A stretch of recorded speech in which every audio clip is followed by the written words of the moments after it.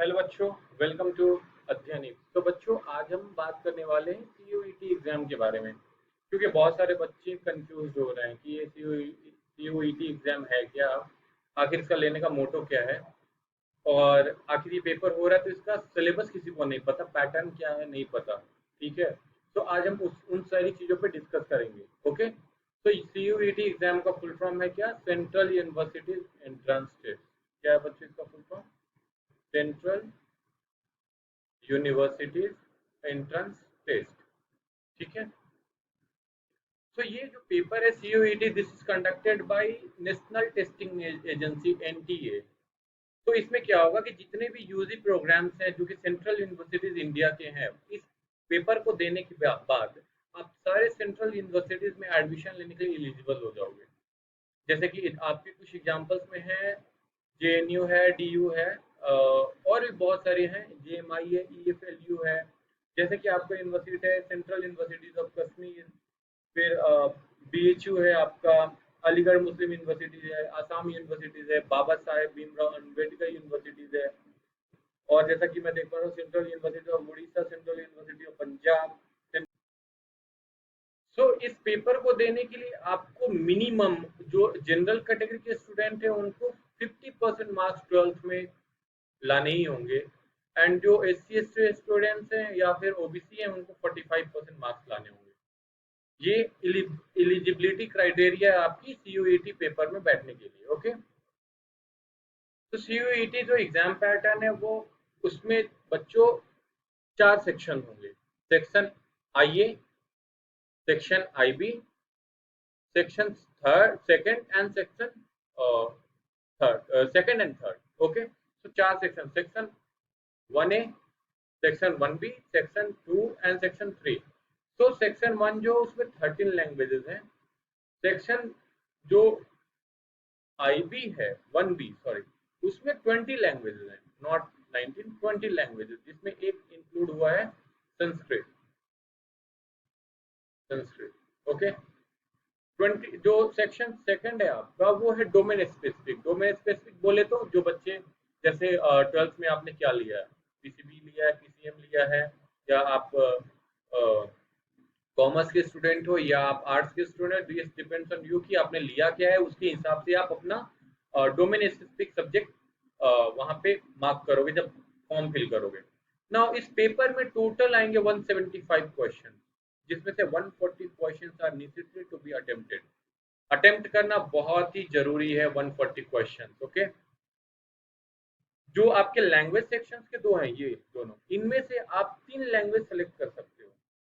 तीन लैंग्वेजेस वो मैं बता दूंगा, जो वैसे बता दूंगा भी, और वो जो आपको अच्छा लगे, क्योंकि it depends on student to student कि उसको कौन सा लैंग्वेज ज़्यादा कंफर्टेबल है, किस लैंग्वेज में वो उस लैंग्वेज का पेपर दे सकता है। सेक्शन सेकंड, वो आपके डोमेन स्पेसिफिक जो है वो आप पे डिपेंड करता है कि आपने स्ट्रीम, आपकी स्ट्रीम क्या थी ट्वेल्थ में, उसके बेसिस पे आप लेना। और इस पेपर में निगेटिव मार्किंग है 1 नंबर का, मतलब आप गलत नहीं कर सकते, आप तुक्का मार के नहीं आओगे। ठीक है, तो ये देखो जो सेक्शन है आपके, उसमें मैं बता दूं, ये देखो सेक्शन वन है उसमें 13 लैंग्वेज हैं, और सेक्शन 19 जो है उसमें सेक्शन वन बी जो है उसमें 19 लैंग्वेजेस हैं।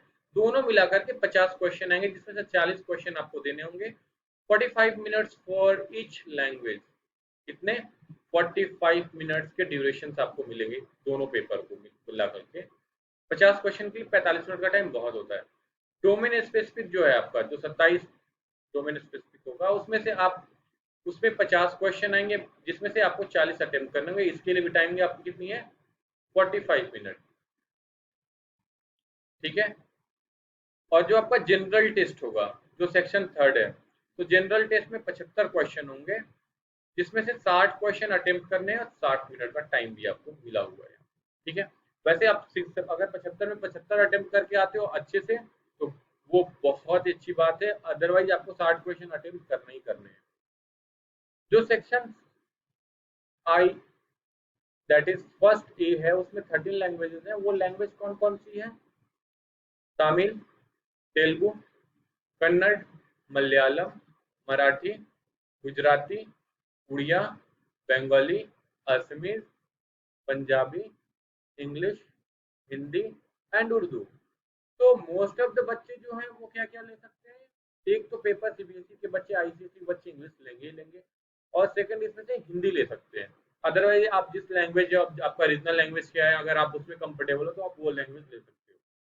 जो आपका सेक्शन 1 बी है, उस इसमें 20 लैंग्वेज है, नॉट 19, इसमें कितने हैं, 20 languages, this one having 20 languages, जिसमें से एक और इंक्लूड कर लो यहाँ लास्ट में आप, संस्कृत, इसमें संस्कृत भी इंक्लूड कर लो। ठीक है, तो इसमें कौन कौन से आपकी लैंग्वेज है, French, Spanish, German, Nepali, Persian, Italian, Arabic, Sindhi, Kashmiri, Konkani, Bodo, Dogri, Maithili, Manipuri, Santhali, Tibetan, Japanese, Russian, Chinese and the last one is Sanskrit. तो संस्कृत जो सीबीएसई के बच्चे हैं जो 10th में संस्कृत लिए होंगे, ऑलमोस्ट वो संस्कृत ही प्रीफर करने वाले हैं। बाकी वो आपके ऊपर डिपेंड करता है कि आपने कितनी लैंग्वेज आपको आती है। फ्रेंच भी ले सकते हो, जर्मन, बहुत सारे बच्चों का फ्रेंच एंड जर्मन अच्छा होता है तो वो भी ले सकते हैं आप।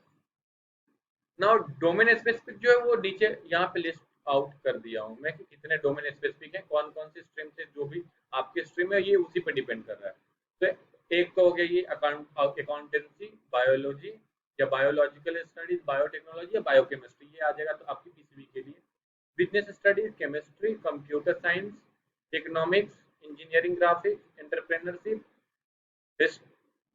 that one is geography and geology, history, home science, knowledge, tradition and practices of India, legal studies, environmental science, mathematics, physical education, NCC and yoga, physics, political science, psychology, sociology, teaching aptitude, agriculture, mass media, anthropology, fine arts, visual art, that is जो आप सीखते हो sculpture बनाना, painting, ठीक है, commercial arts. Performing arts में आपके क्या क्या हो सकते हैं, डांसिंग, जैसे कि कथक, पॉप, भारतनाट्यम, ओके,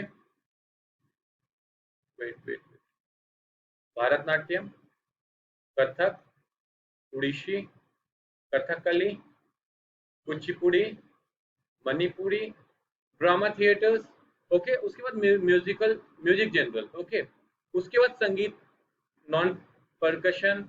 यहाँ पे जो संस्कृत है ना, ये वाला आपका इसमें नहीं है, that is for what, wait, ये आपका सेक्शन 1 बी में है, ये यहाँ नहीं है, यहाँ नहीं है, ठीक है।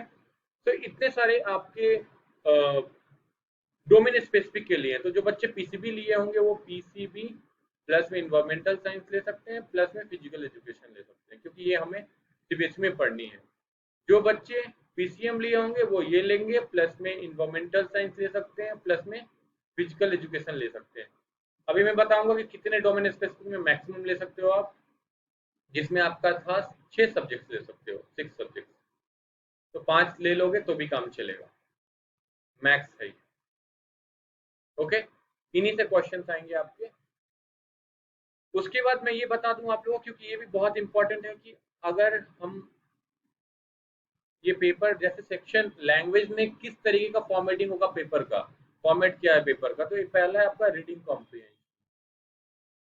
There will be 3 types of passages, maximum 3 to 350 word, okay, जिसमें से फैक्चुअल, नैरेटिव एंड लिटरेरी, ये 3 टाइप की इससे क्वेश्चन निकल के आएंगे। उसके बाद वर्बल एबिलिटी, उसके बाद रीअरेंजिंग द पार्ट्स, फिर choosing the correct words, synonyms, antonyms, vocabulary. तो ये सारी चीजें आपके स्ट्रांग होनी चाहिए। पेपर आप ये इस पेपर में बच्चे, जैसे क्या होता है ना कि नॉर्मली हम लोग पेपर देने जाते हैं तो physics chemistry math, physics chemistry biology, ये दैट्स इट। तो इस पेपर के लिए आपको अपनी इंग्लिश भी अच्छी रखनी होगी, आपको हिंदी भी अच्छी रखनी है, आपको संस्कृत भी, और भी जो भी लैंग्वेजेस हैं वो अच्छी रखिए। आप अच्छा करोगे तभी आप सेंट्रल यूनिवर्सिटी में एडमिशन लेने के लिए एलिजिबल हो। इसके सिलेबस ऑलमोस्ट 12 से आएंगे, 12 से ही आएंगे, ऑलमोस्ट क्या 12 से आएंगे। फिजिक्स का आपका सिलेबस है electrostatic, current electricity, magnetic effect of current and magnetism, electromagnetic induction, electromagnetic waves, optics, dual nature of matter and radiation, atoms and nuclei, ये आपको मॉडर्न फिजिक्स का पार्ट ये सब आ गया है। Electronic devices and communication system, ये आपका 12th का पार्ट है। इससे कितने 50 क्वेश्चन आएंगे, जिसमें से 40 क्वेश्चन आपको अटेम्प्ट करने, ठीक है।